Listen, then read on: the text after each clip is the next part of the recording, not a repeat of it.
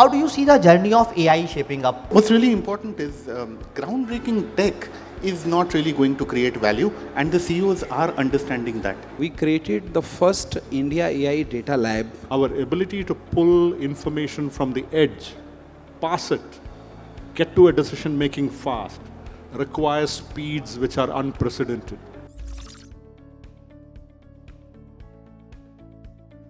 All of us almost daily in our lives today hear about AI.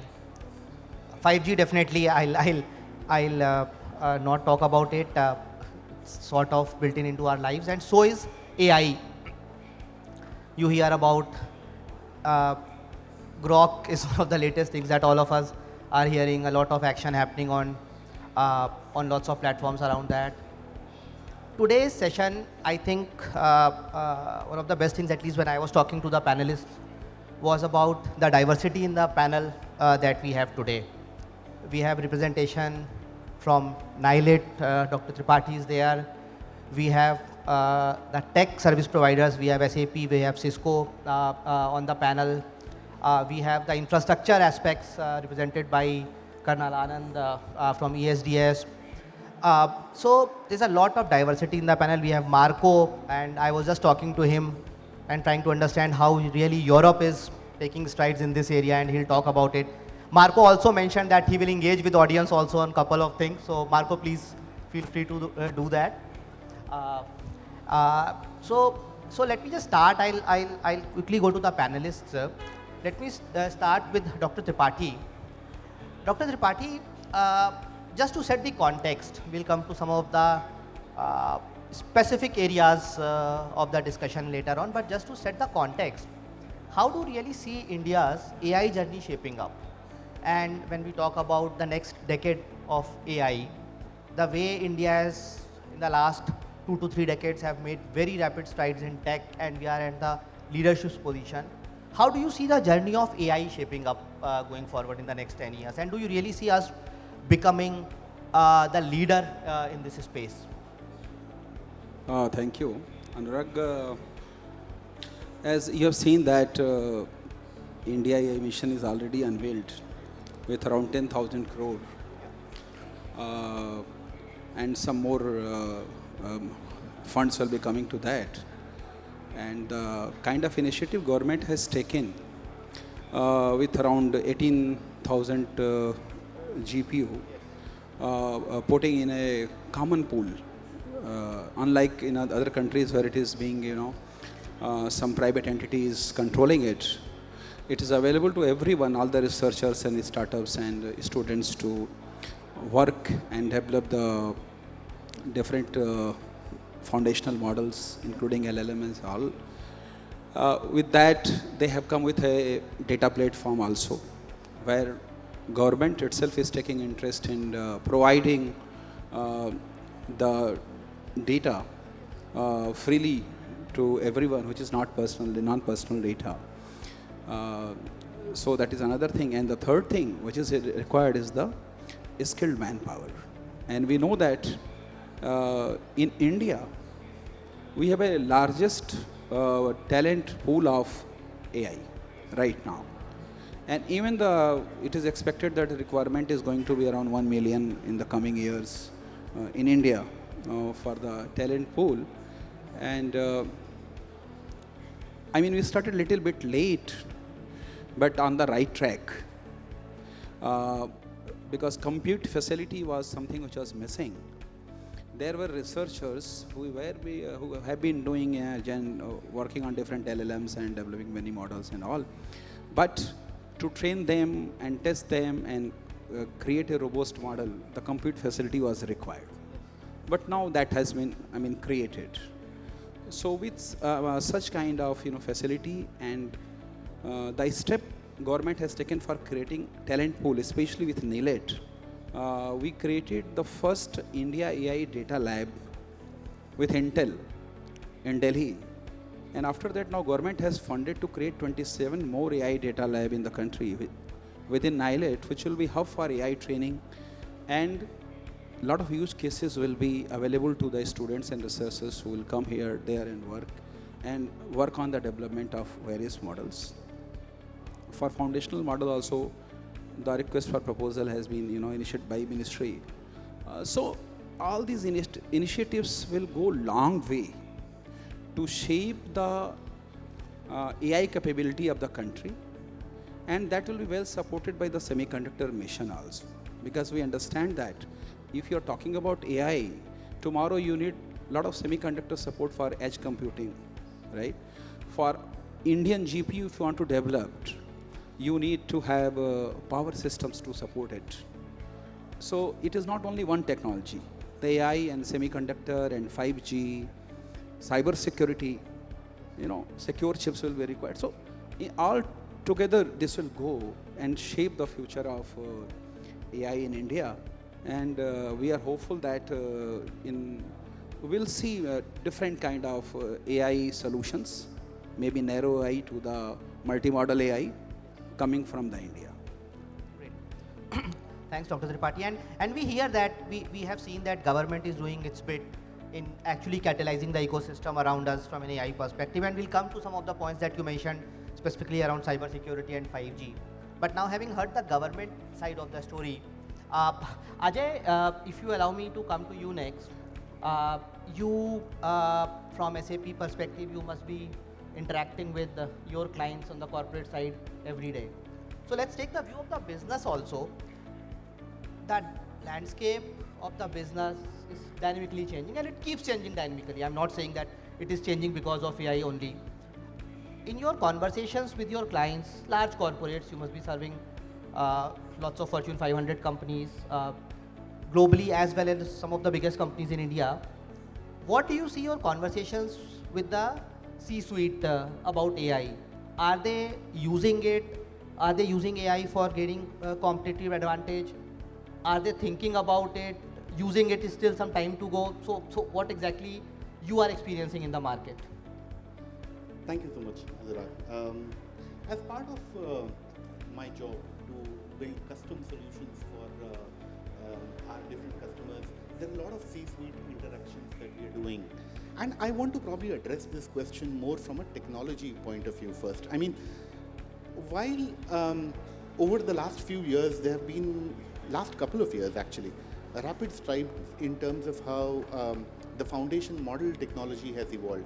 We've seen ChatGPT come in, but thereafter there have been other foundation models, the logic related capabilities, their reasoning capabilities. There's a crazy race that's ongoing there. But what's really important is groundbreaking tech is not really going to create value, and the CEOs are understanding that. Yeah, it is about how you apply this technology in the context of your business, and that is where the differentiated value is going to be. For example, when you look at even when the internet came in the 1990s or 2000s, I mean, it was a breakthrough, but the real value was made when e-commerce companies like Amazon, or for that matter, social networking companies started building valuable applications on top of that technology, is where real value really came from. Yeah. And AI is also going to be a very important strategic differentiator. It's not just about improving the efficiency or saving an hour or two and bringing in those automation elements. It is going to be about how one can create strategic differentiation using AI. I mean, we often say this in our technical parlance.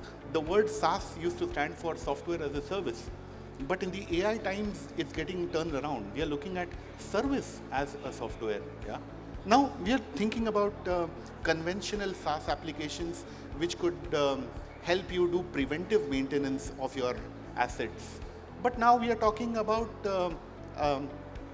services as a software. We're not just about preventive maintenance and asset data management, but this is about combining data from IoT devices to come up with more predictive maintenance kind of capabilities to take the entire maintenance game to the next level altogether.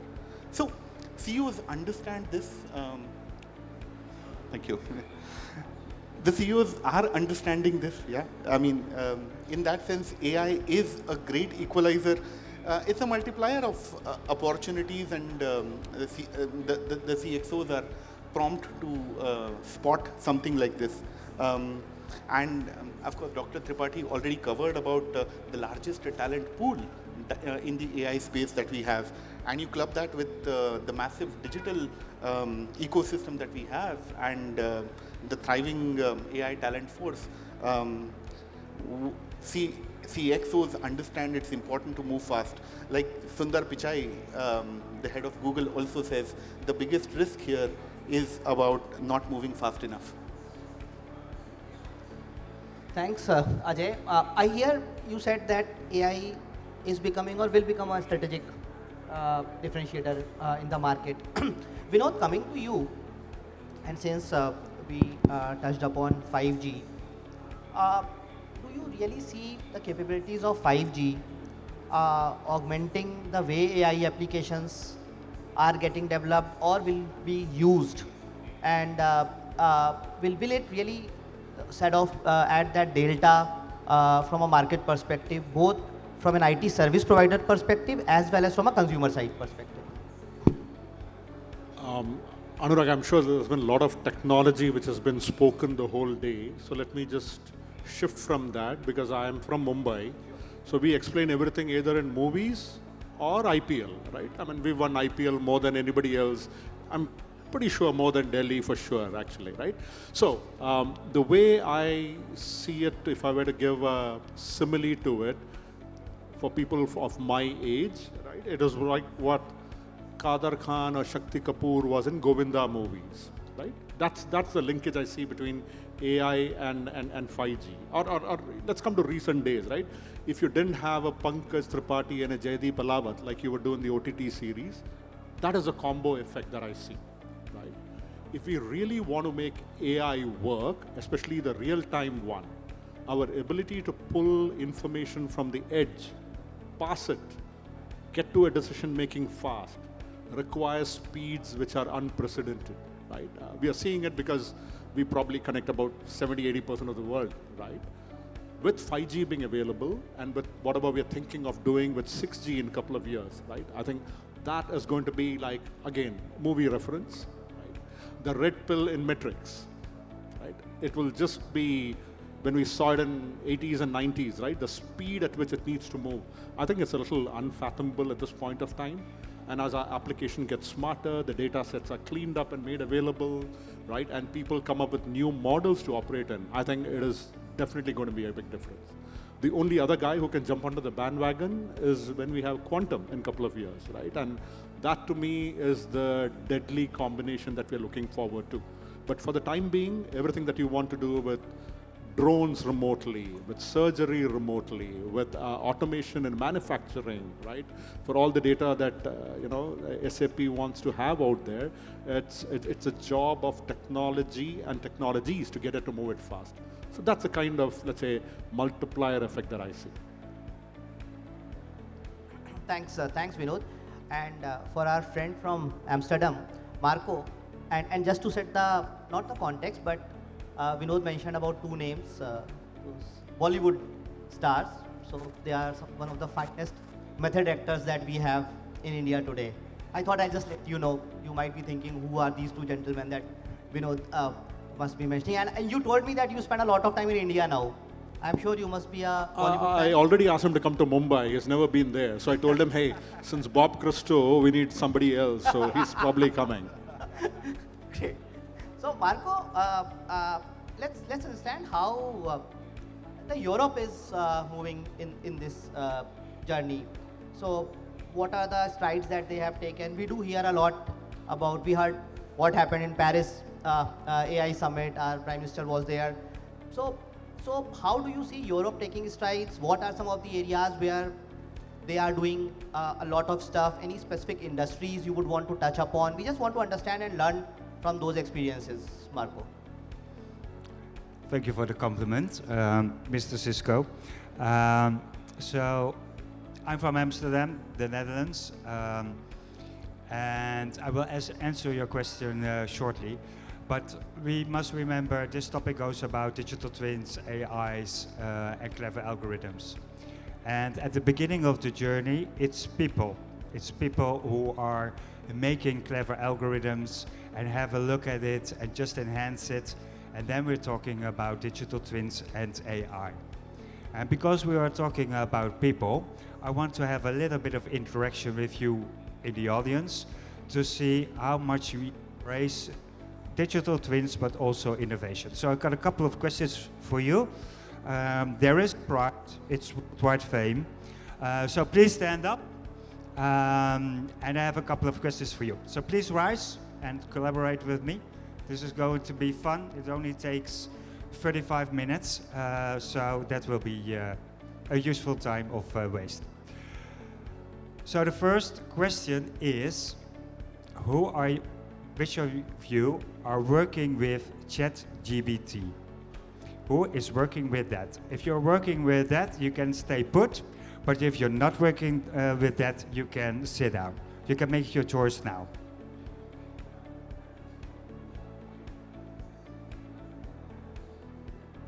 That's really interesting because last year I asked exactly the same question, and I think about 12 people still standing. So there we go, a little bit progress in India in innovation.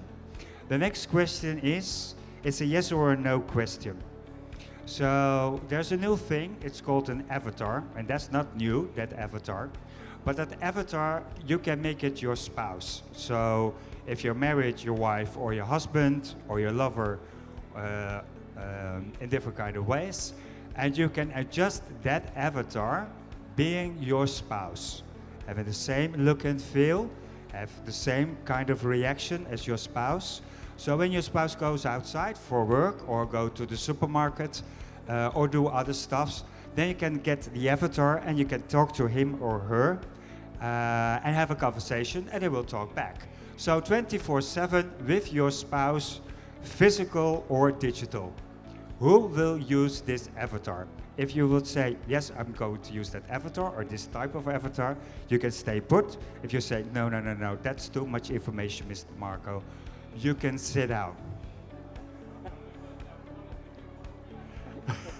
I got one person who cannot live without his spouse. Thank you very much. A round of applause for yourself. Thank you in the innovation.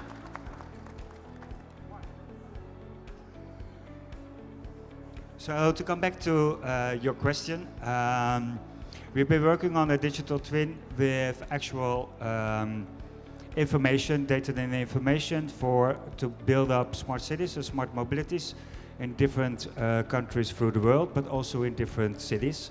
And the most important thing is the statement, I said it a lot of times and will keep saying it, is that the ministry and the country has to make a statement. You want to be the most innovative country in the world.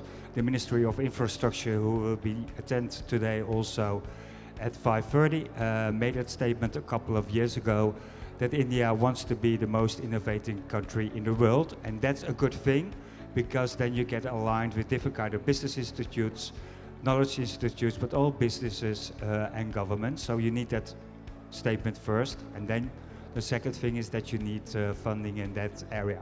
So what happened in Europe, a lot of countries made that statement, but also raised the funding, but also look at the triangle between government, knowledge institutes and companies, because it's not about money, it's also about sharing, and that's why I'm here, sharing knowledge and information with each other. So we are doing the digital twin based on smart city, but also embedding the human factor into the smart city and the real-time data and information for policymakers also, but also for the people to get to the next step. And that's what you are trying to do at this moment. And I conduct my knowledge and information. Bangalore is a city that we are working on in a project together with Arcades. They got a booth over here also. And Smart My India, they are also here. And just to keep it worldwide, but it's still a long way to go. Thanks, Marco. Colonel Anand, I'll come to you towards the maybe the last in this round from an infrastructure, because you are the underlying infra layer. You are providing that, and everything will run only if we have the infra. But just before moving to that, so Johar, we were discussing a very interesting case study outside. how is AI really making our world more secure? So specifically from a physical security and surveillance perspective, how is AI changing the world? And it would be good if you can talk about that case study that you just mentioned about Mahakumbh. Yeah. See, when the industry was evolving, the camera used to be a luxury thing. It is like that beware of dog at the gate, or you are under surveillance. So those two things are similar for the security. That I have a dog or I have a camera. So you be careful. So that is what was the use of camera at the initial stage when actually we also started coming into the CCTV. That was 2007, 8, 6. After the industry was evolved, the major objective of the camera or the physical securities have changed. It has just from that monitoring or working as a deteriorator, it has come on to that monitoring and detection. Then after that detection, the one more word added to the cameras or to the physical security, that is recognition. So more high-end cameras are there which can recognize the camera, which can recognize the person, which can recognize this. But after coming on to this artificial intelligence, the complete objective has changed, and the most important line to this objective is added, which is analysis. So now the complete objective is monitoring, detection, then recognition, and then analyze what you have monitored. So that is where the analytics, the AI, with the use of AI, the camera becomes necessity instead of the luxury item of the house. So this is how the industry has evolved, and we have seen the complete journey onto this. And at this stage, I tell you that people do not talk about cameras. They talk about that what all analytics you can give along with the cameras, what all I can achieve as far as my surveillance things are concerned or surveillance analysis are concerned. So those are the things which we are covering on. There, as Dr. Sir said, that you need more advanced hardwares in the semiconductor side, and you need more customized R&D services to use that or to develop those analytics. So those analytics are like, if you talk on to the Indian conditions, now in Indian conditions, I'll just give you a police case study or onto the schools. We have almost installed more than 4-5 lakh cameras onto the city surveillance country in the country. Now a lady was crossing the road and she was on the phone. Now a scooter gets hit, a scooter wala hits her. When the scooter hits her, she just banged the thing and goes on to the other side of the road, and where the van hits her. Now with the naked eye you see that van got that accident done. While this was the case of that lady's casualness or the ladies talking on phone was the main reason for this. So this is how analytics is going into the surveillance, city surveillance side, or onto this. In railway station, now if somebody falls down, they want that alert to go to the system. We installed the system into the buses. If somebody is, no behavioral analysis there, if somebody is left the object there, then it will detect the object in 10 minutes, the alert will go. So these all are the different use cases are going on. And that is where the industries has to come out onto those developmental exercises, and it is not one point or one person's job. It has to be a collective responsibilities of hardware, of networking, of software.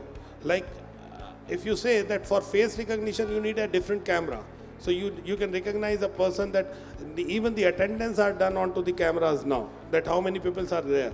Even traffic management, you have seen that all number plates, if the number plates are like if your vehicle is stolen, so you can see that number in that, you can feed that number. If that car is there in any of the camera, that alert will go to the control room. So that is how you can resolve this. So we have to put in about 300 plus R&D persons onto the software side only to develop those analytics which are customized to the requirement. And we've got about 850 plus different models of the cameras to make use of that analytics into this. So this is how the market is going on after the development of Vinod and this, I think. Great, thanks. And in fact, so Johar, I think that brings the point about the data privacy or the privacy and some of the security aspects also, but I'll come to that. Before that, Colonel Anand, we hear a lot about, in fact, in the panel itself, we are hearing about lots of applications and how it will help us and benefit us. How ready India is from an infrastructure side as of now? So, like what you rightly said, that infrastructure is going to be the decider. So, if we are able to match up to the challenge, because the challenge is enormous, saying it easy that these kind of models are working very efficient, but unless you have the matching underlying infrastructure, the delivery won't be there. So, just to give a semblance of the enormity of the challenge, today, a rack in a data center typically is about 16 kilowatt, goes tops up to 30, 32 kilowatts. The current models of the GPUs which are coming now, the consumption would go as high as 120 kilowatts per rack. Now, in a layman's term, a household load is about 5 kilowatts. So it's 60 houses compressed into one rack. So that's the kind of challenge that we are facing. It's a multi-story building's workload has been compressed into one rack in a data center, and we need thousands and thousands of those racks. I read a study somewhere which said that by 2030, the consumption of power in India by data centers would match up to the overall consumption of power in the country. So, I mean, if we have to really, make a difference, make a real difference of harnessing this technology, we need to focus on infrastructure. That is one part. Power is one part. Now, second part is the technology which is currently employed in data centers for cooling, for building management, for cabling. Those are the things and power backup. Because those are the things which will be the game changer. They will be the make and break for the entire AI applications to run smoothly and deliver the kind of services that we are looking for. So those are the technologies which have to keep pace. Connectivity is another. A lot of work is being done. More number of landing stations are being created. More 5G is being rolled out, has been rolled out successfully. So those things are being addressed. And another very important aspect that we need to focus on along with this is the capital. It requires enormous amount of capital. Where will this capital come from? Who's going to invest all this money? And what will be the ROI of this investment? How will they recover this investment? We are talking about, government has laid out 10,000 crore rupees for creating a pool of GPUs which will be available for people to use. But where are the business models? Are those rates which have been given, are those sustainable? Technology obsolescence. The GPU models which have been laid out, they are already obsolete. The new ones are already in. So what will happen? How will this investment which has gone in will get, recovered? So these are some of the hard questions that we need to ask, and we need to work on that. It's not that the people who are in the know of things or who are the decision makers are not aware of this. They are aware of this. They are addressing it. To give you an example, data centers have now been classified in infrastructure status. They've been given infrastructure status. But what we need to do is that move more to the edge. Instead of focusing and creating hyperscalers of very large magnitude, we need more edge data centers because, the latency is what is going to be the key factor if we really have to harness the power of this quick compute. If we are able to compute well, deliver with low latency, we won the day. So these are the aspects as far as infrastructure is concerned that we need to work on, we need to focus on and move fast. Like he was saying that Sundar Pichai said that if we don't move fast, we have lost it. Thanks, Colonel Anand. And in fact, so infra is one part. The other challenge, I would not say challenge, but one of the other questions that we have been dealing with is around the cyber security or the security part related to whether we are talking about responsible AI, ethics, and some of those things. Vinod, how do you see the role of AI itself in dealing with challenges such as deepfake and some of the other things? And do you see AI itself will do an AI policing at some point in time? So how do you exactly look at it? Anurag, let me put two boxes for conceptualization or conceptualizing the whole thing, right? One is AI for security, and let me call the other one security for AI, right? I mean, we at Cisco see close to 800 billion events happening a day, right? This is in different organizations, governments, across whatever, right? Across the ocean, seas, etc. With the plethora of devices that all of us have, carry, and the things that we do, it is only going to increase. It is humanly impossible to do. Obviously, AI, with people that the doctor will put out there, will create models by which this will get analyzed. So AI for security is a different thing. Pattern recognition, simple thing, right? Event analysis, like you mentioned, right? Railway station mein bag chhod ke gaya hai. How do you catch the damn thing, right? Whatever you want to do, especially computer vision related, there's going to be a lot of them. I think AI is going to come in and bring in security into all aspects of our life that way. So that's the first thing that I'm talking about. Or you walk into a security operating center, like you probably see in all the spy things that are happening out there. Earlier, somebody had to decide what has to be done.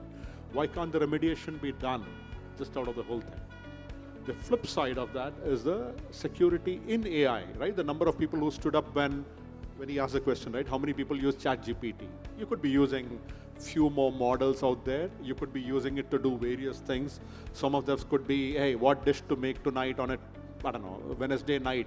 What is India's favorite dish? On the other hand, you could be playing with organizational data, which needs to be watched, right? So you actually need security for whatever you do with AI too. I just gave a very trivial example, but I think we can extrapolate it to do this. So these are the two things that we need to keep in mind for everything that we want to do with AI, right? My dad, who is close to 90 in Kerala, somebody hacked and created a Facebook account, and it's not very far, but he shares a story saying, hey, that guy got a call from his son, right? We talk about the deepfake, it's just not celebrities, right? It happens to the vulnerable people in the society, right? And he thought it was his son calling, but it was not so. And he's telling me in a very excited story in our Sunday call, actually, right? To catch this itself, if we have AI in our devices, right? If I have AI in every screen that is there, whether it's a laptop, mobile, if I have it in every browser which is there, right? Which we will have, the AI defense that we need to create is probably the way to weed it out too. So I completely agree with how you ended your question, right? We will probably weaponize AI itself to handle most of this. The rest of it has got to do with regulation and exercise and education. In fact, regulation itself is a big topic, but we'll not touch upon it today. We would not have that much time. Ajay, coming back to you, and probably on the same subject of security, how do you see, and you may want to touch upon both or either of the subjects what Vinod mentioned, AI for cyber security or security, or the security of AI itself. From a business perspective, given you'll have a large portfolio of applications and that businesses would be running, any best practices you see which are there, which could be talked about, which could be learned and probably implemented? Any thoughts around that from AI in security or security of AI, either things? Sure. I mean, I really like the point of view Vinod brought in. AI for security versus security for AI, and the entire ambit of deep fakes and the security hazards. So, Of course, the AI security in the enterprise data context is also a big space. We are talking about adversarial attacks on AI model. Now imagine you have your sensitive enterprise data and you've built a model and tried to solve a business problem. And we have hackers are getting equally smarter and leveraging AI to get better at what they do.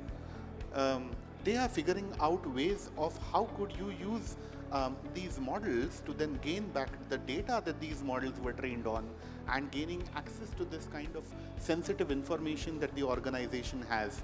And it is also important to put in checks, balances in place to be able to deal with such kind of incidents, of course. Yeah? Another element also in the AI security space is any AI is as good as the data that you are using to build the AI solution.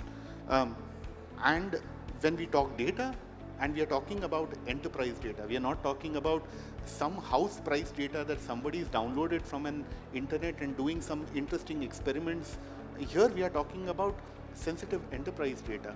It's really important to bring in elements of governance, elements of compliance, the kind of controls, the kind of access logs. It's important to put these kind of elements in place so that even the regulations, we talk about the GDPR regulations from EU, or we could be talking about the DPDP regulations India has in terms of protecting the personal and private data. So it's important to look at data security, I mean security in the AI space from that angle as well. Another element I talk about when it comes to security is how are you using the outcome that an AI is suggesting for you. Now, I want to touch upon the topic of transparency and explainability of AI. Now, when you're talking about a certain recommendation that an AI model has done, say in a procurement context, where it talks about the AI model recommends that you go with this supplier for buying this particular product. Now, it's also important to have a look underneath it. Yeah, why was this particular recommendation done? What is the rationale behind it? What is the explainability and the source behind it? And it's important that the AI solutions that we are implementing has elements of, I mean, this kind of transparency and explainability spelled out. Finally, I think, and someone touched upon this, in technical parlance, we call it HITL, or human in the loop. It's important that AI is augmenting human intelligence, and we have the necessary human intelligent checks and balances in place so that we are leveraging the power of AI, but protecting ourselves from the human intelligence involved in terms of how do we really leverage the outcomes. In a nutshell, I say it's not just about protecting data, it's one element of it, but how do you really build trust in AI and the kind of outcome that the AI is predicting? I think, so we talk about application, security, infra, everything. Marco, at least in some of my conversations with the businesses out there or governments, one of the questions that people still struggle with, at least I have been experiencing that, is what will be the ROI, or is there a ROI? It may be a short-sighted view, a myopic view sitting today, but this question is still there. Do you experience some of the similar things when you talk? You talked about digital twins in cities and some of those things. Do you still struggle with these, not your clients, I would not say you, so some of these questions? Oh, okay. Thank you for the question. That's great. But first of all, I want to say that we are talking about AI, that it's something out there, it's going to be implemented in the nearby future. But sorry to say, AI is already here in your social media. It's already everywhere.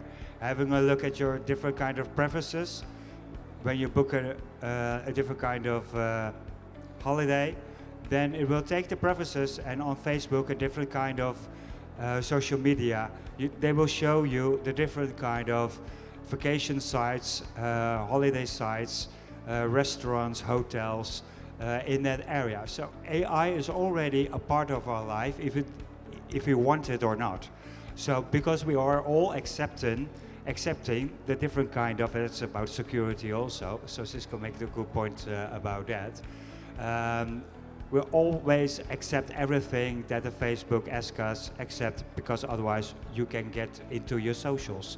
So that's one of the things. And when you look at AI, how it can help, like I said, Arcades and MapMy India and me are looking at a project in Bangalore at this moment, because in a different kind of area, it's like the Mumbai where you live, the Bollywood. In the Netherlands, we got the same kind of situation. The city is called Hilversum. It's a big media park, the same as Mumbai, and they can get in Bangalore a lot of, also the big tech companies are there, but they got one problem. It's not about getting enough employees. There are enough employees, but people don't feel safe in public transport or coming late to their work in the business park of the tech industries. So they got a big problem in how to solve that. Digital twin and AI, and especially looking at human behavior, can tap into that to give people on demand security and safe roads and safe trips to go to the different and work for the different kind of big tech companies. So I disagree that you say there is no business model, and I understand where you're coming from. There are business model, it's in a niche, and you have to start there in that area. Also about traffic accidents and getting them faster through digital twins to the right companies and also to the police and the fire department. It can actually help and benefit in our life. Is there a downside? Of course. Everything in life is a downside. So yeah, there you go. So we need the discussion open about this, but sorry to say, now half of the others are going to leave. It's already there. Well, thanks, Marco. I think this is a great way of putting it, and I also do see that it's now weaved into our socio-economic fabric, so we don't need to look at it separately or differently. We don't today talk about what is the ROI of internet, so probably that's the word we will be moving ourselves towards. Quickly, I think we are left with around 5-7 minutes. Quick point, Karnalan, from your side. The India AI portal got recently launched by Honorable Minister of IT. How do you, and Dr. Tripathi did touch upon that, the India AI mission aspect. Do you see that will really give a fillip to the research and innovation as well as the commercialization of AI in the country? Yes, definitely. It's a great move. Like it's like democratizing the AI. You know, it is making it available to everybody at at convenience. So it's going to be a central repository of so much of knowledge, so much of the resources which will be available there. So it's going to be a great enabler for the startup community. It's going to be a great enabler for the academia, for the people who are in the research in this domain. So, that's where I'm so happy to see this, that the government has actually taken a leap forward. They have actually looked at the problem heads on, and they have taken 2 steps ahead, taken a visionary move and created this.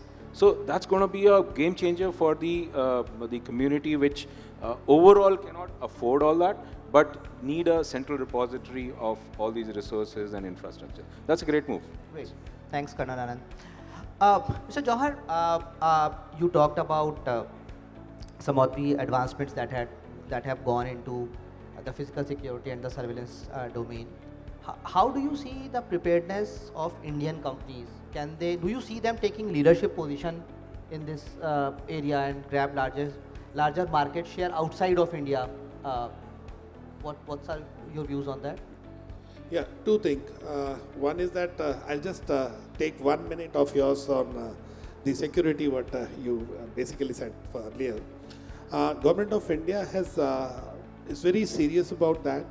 And this is the only thing, because camera being the most critical part, it's an eye sensor for every physical security or security you do.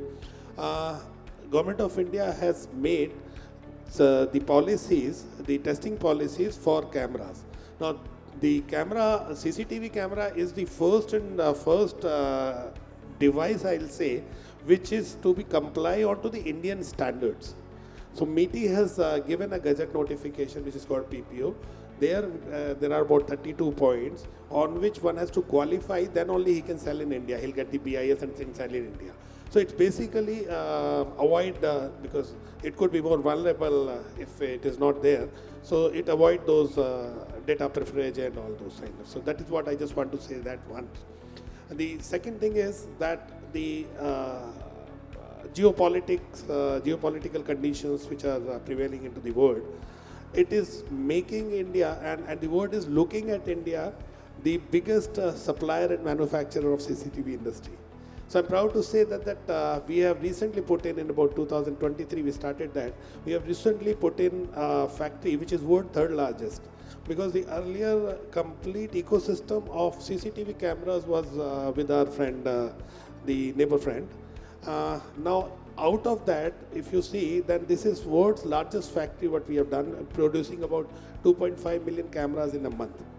So that basically to cater to the Indian market. And second, because of these conditions, all European markets, US market, Middle East, and all those kind of guys who are looking at India for especially the product country for CCTV industry.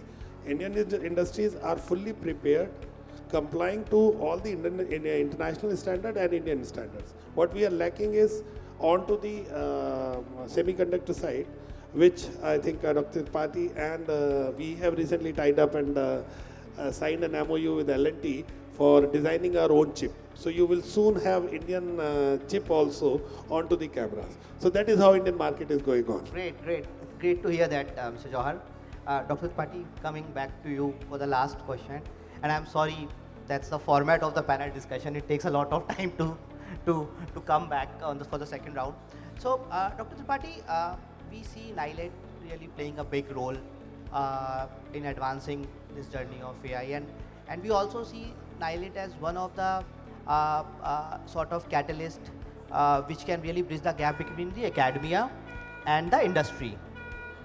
So, how do you see, would you want to talk about some of the key initiatives that NIELIT is taking in this direction, or you are planning to take some of the initiatives which really help us advance in our journey of AI?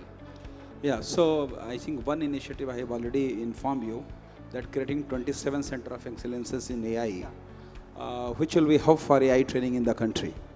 We have already, we have created some Center of Excellences in chip designing in Noida, where I was talking with Mr. Johar, where we are developing SoC for edge computing, which will be used in camera itself, because there's a marriage, that the AI has to be computed at the edge. That's what many people are saying. So we have developed some products. We are, talking to them to develop. We have taken many initiatives to support these initiatives. Like 2 days back, we signed MOU with Infineon Germany, who are the leaders, 25% market they have in the power chips, to start 2 masters program and create a skilled manpower, because that's an area where India is lacking. That kind of a skill is not available in India right now to bring the power system in a chip, which is important for the GPUs and many devices. So that's a very important initiative we have taken recently. Also, we have a lot of master's program in artificial intelligence, because NIELIT has now a University of 12 campuses. We have UG programs, we have a lot of certification programs, all supported by industry. So this is very unique institution MITI has created now, this university, which will create a specialized manpower for industry in the emerging technologies, including AI. And we are covering all the domains, because we understand that it is AI won't go alone. It needs all kind of ecosystem, right? IoT and 5G and everything. And industry is supporting us. Like with Tata Electronics, we have started programs in advanced packaging. With Intel in AI, we have started. Similarly, Skyroot is working with us for space technologies. Infineon is working. All in partnership with NIELIT. All in partnership. So now we are saying industry, you design the curriculum, 100% you own the curriculum. We'll invest in the faculty in the lab. With Kyndryl, we are doing in DevSecOps. They are training our faculty, and then trained faculties again training, and they're getting employed. So that kind of very, I mean, close collaboration with industry NIELIT is doing to create a specialized manpower. And now ministry has decided that, you know, this NIELIT campuses will be near the industry. So we are getting now land everywhere in Dholera in Semiconductor City, and near Tata plant in Guwahati, and in EMC cluster in Tirupati. Just like, you know, in medical education, where a medical college and hospital is going together, now our campuses are coming with industry, so that during 4 years undergraduate program, a student can actually work in the industry. So with that kind of, you know, a very interesting academic model, we are trying to create a skilled manpower, and supported by a very strong AI-driven digital platform, we are going to come up, where we are also going to provide a lot of research collaboration on one nation, one subscription model based on that data. So all the data related to patent and research will be available on a single platform, where people can collaborate, industry and academia together, and they will be doing some meaningful research leading to the product development. So these are the certain initiatives NIELIT is taking. Lots of them. Yeah. Thanks, Dr. Tripathi.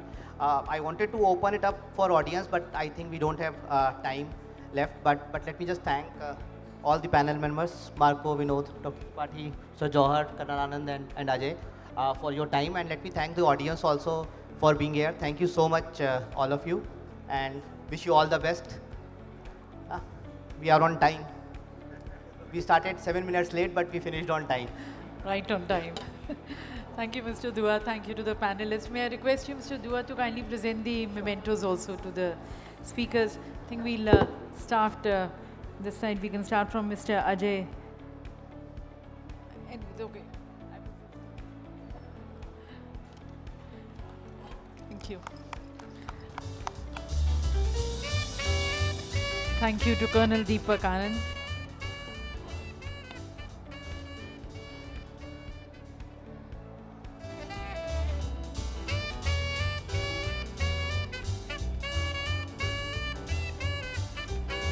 Thank you to Mr. M.A. Johar. Okay.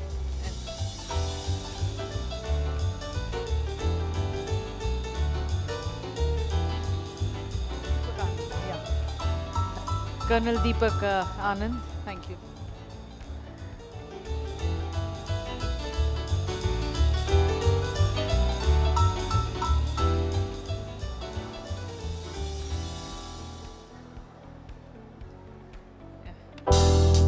Thank you, Mr. Johar. So as we discussed, AI is actually a double-edged sword, and probably its responsible use is required. Thanking Madan Mohan Tripathi ji, the Vice Chancellor of NIELIT. Thank you.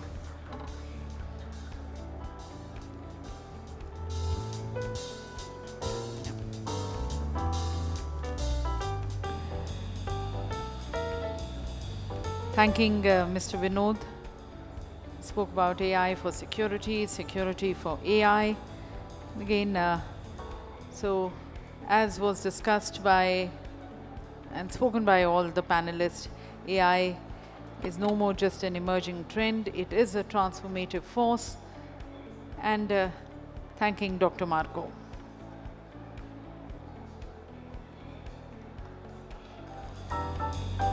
Bringing in experience from Europe. Thank you.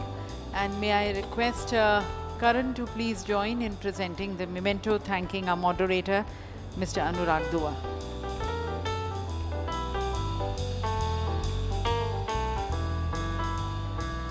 Oh, Karan, if you could. Okay. That was.